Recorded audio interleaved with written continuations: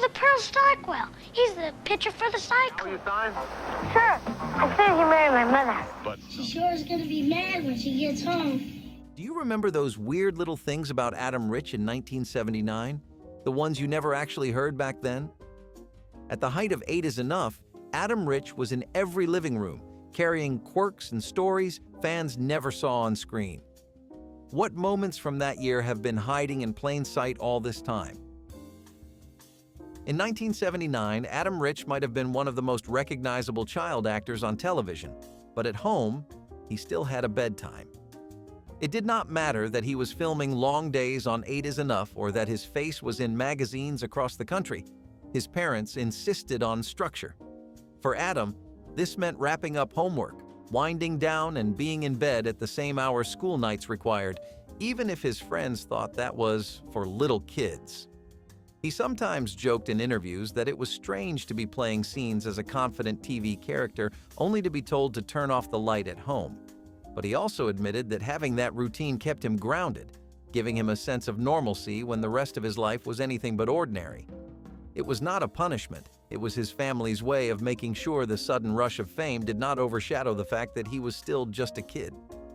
In a world where other young actors often stayed out late or got swept up in the chaos of Hollywood, Adam's early nights were a quiet anchor, a small, simple thing that kept him connected to being a regular boy. In 1979, Adam Rich was the youngest cast member on 8 is Enough, which gave him a unique position both on and off the set. Surrounded by older actors, he became something of the show's little brother, with the cast looking out for him in small but meaningful ways.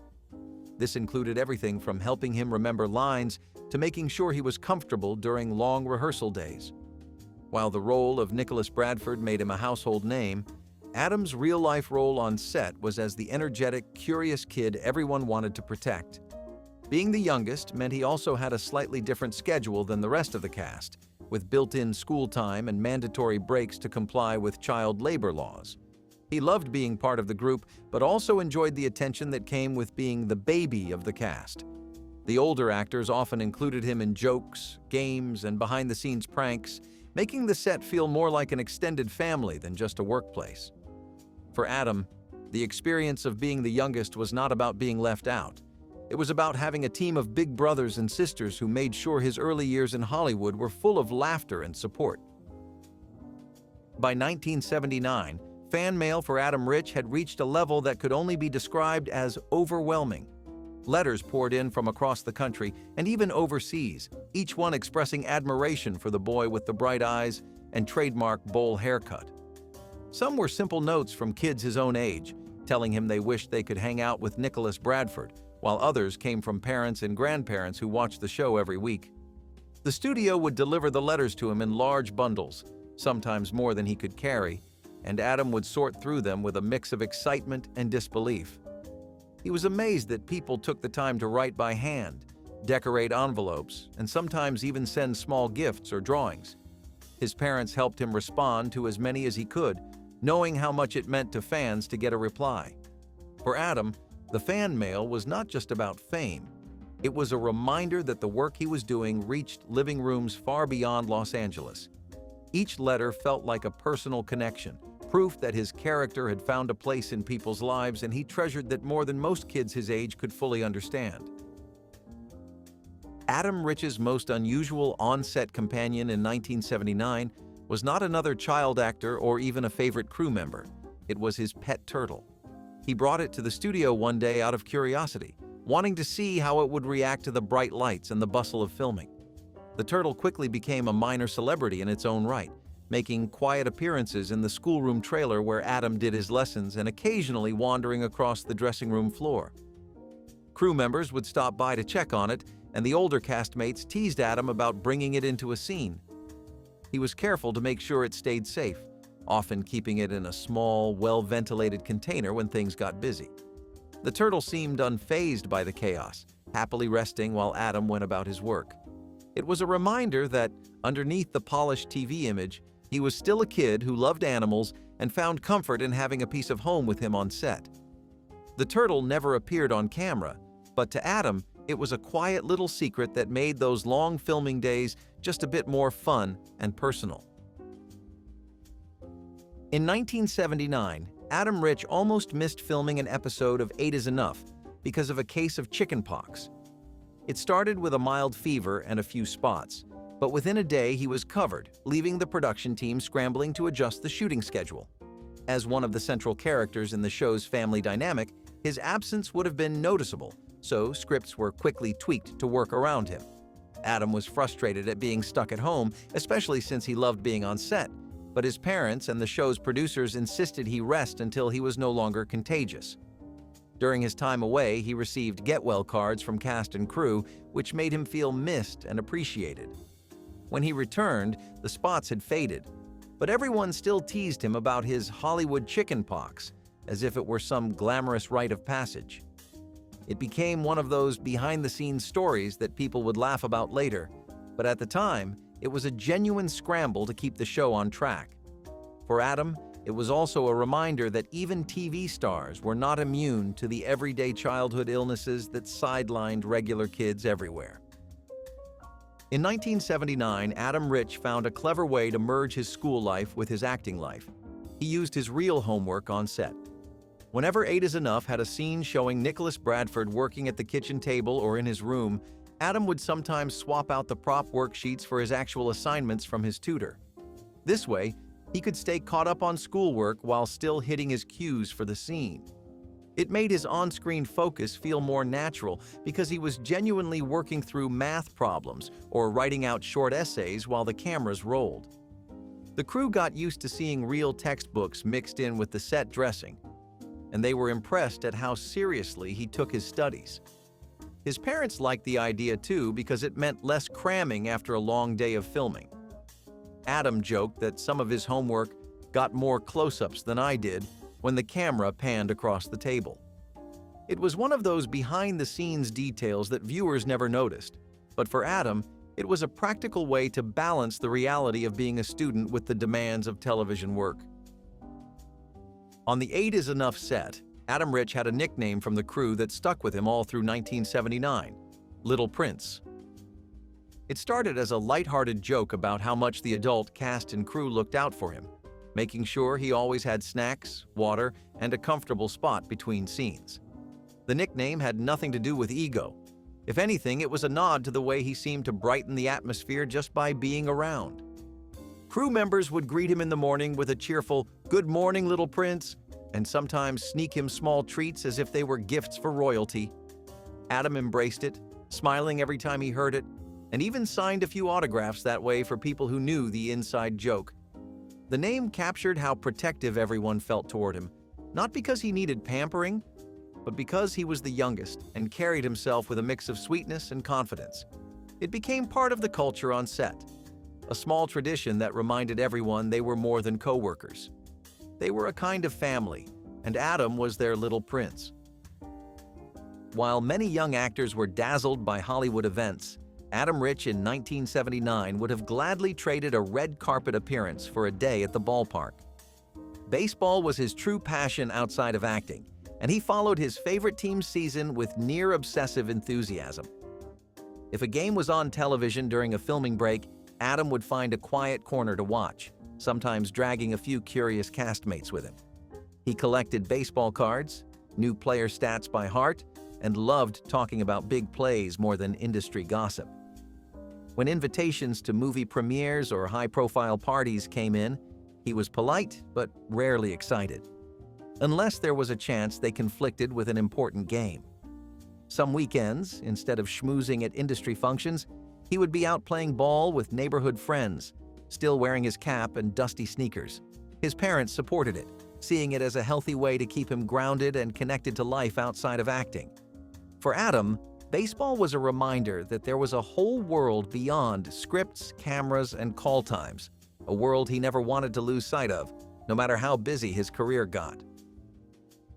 The 8 is Enough studio lot was home to more than one television show in 1979, and Adam Rich quickly developed a habit of sneaking onto other sets. It was not out of mischief so much as pure curiosity. He loved exploring the make-believe worlds built just a few sound stages away.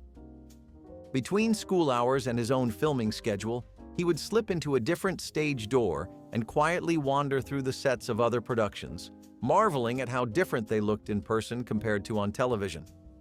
Sometimes he would catch sight of actors he recognized from TV, and if they were friendly, he would introduce himself and ask questions about their show. Crew members on those sets often laughed when they saw him, knowing he was that kid from 8 is Enough who liked to explore. The lot security never gave him a hard time.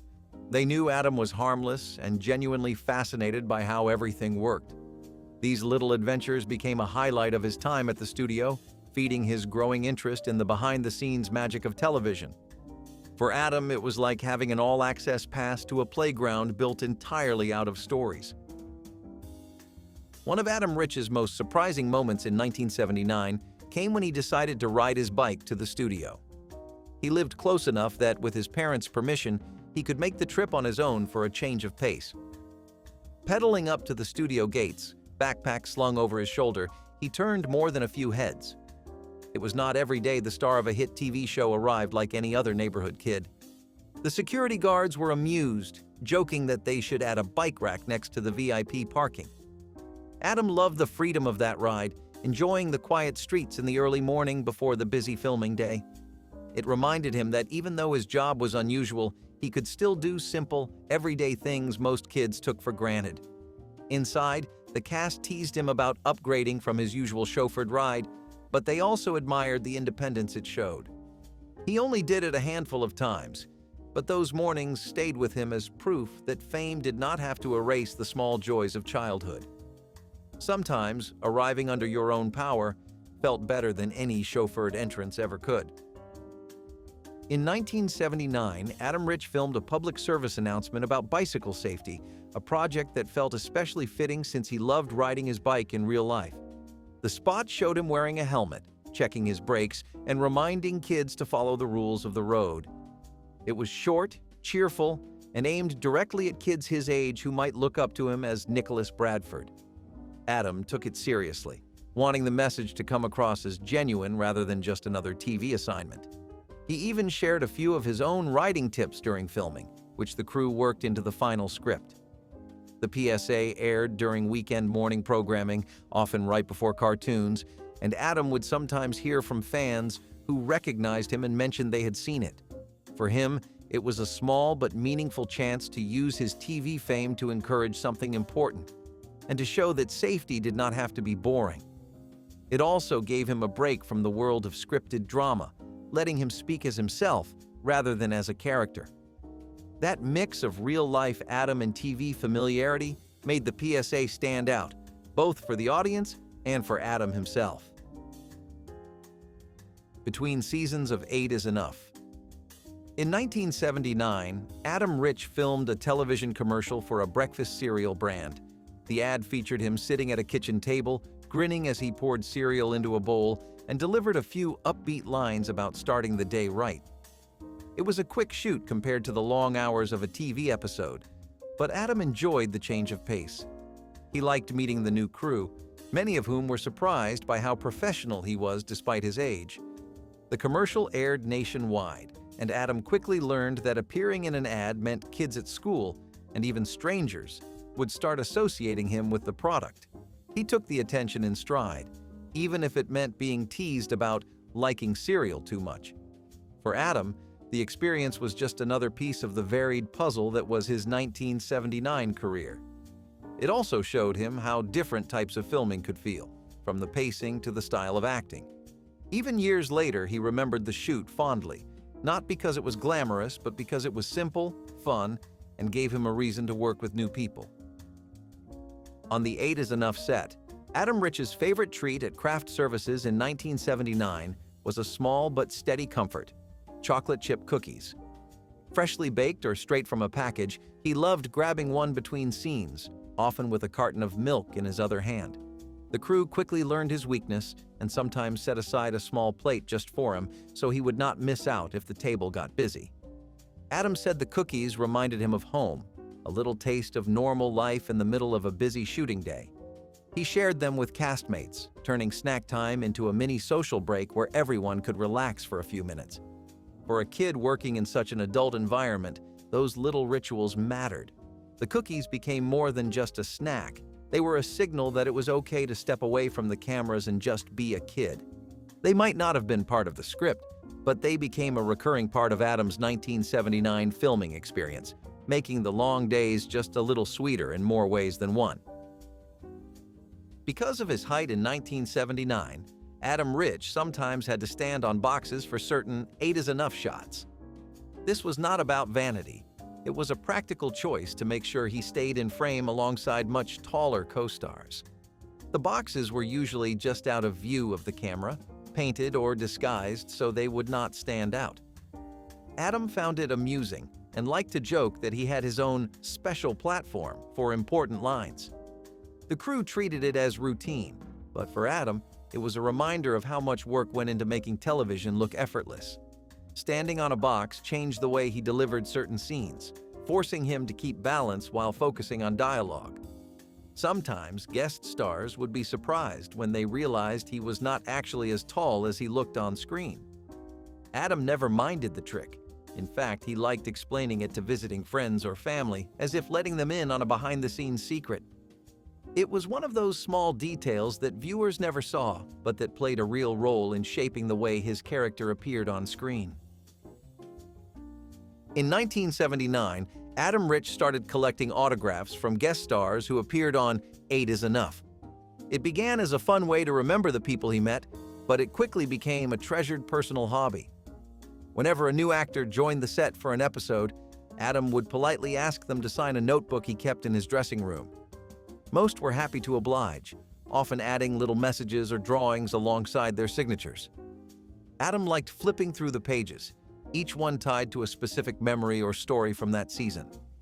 Over time, the notebook became a kind of yearbook for his career, filled with names that ranged from rising stars to established veterans. Some guest stars even signed more than once if they returned for another appearance, joking that they wanted to update their autograph. For Adam, the collection was more than a keepsake. It was proof of the friendships, encounters, and experiences that came with working in television. Looking back, he would say that the notebook captured the heart of 1979 better than any photo album could, because every page represented a moment shared with someone who had stepped into his TV family, even if only for a short time. If you enjoyed these surprising Adam Rich moments from 1979, drop the weirdest one you never knew in the comments, tap that like button like it is your own scene-stealing close-up, and subscribe so you never miss another backstage trip through TV history.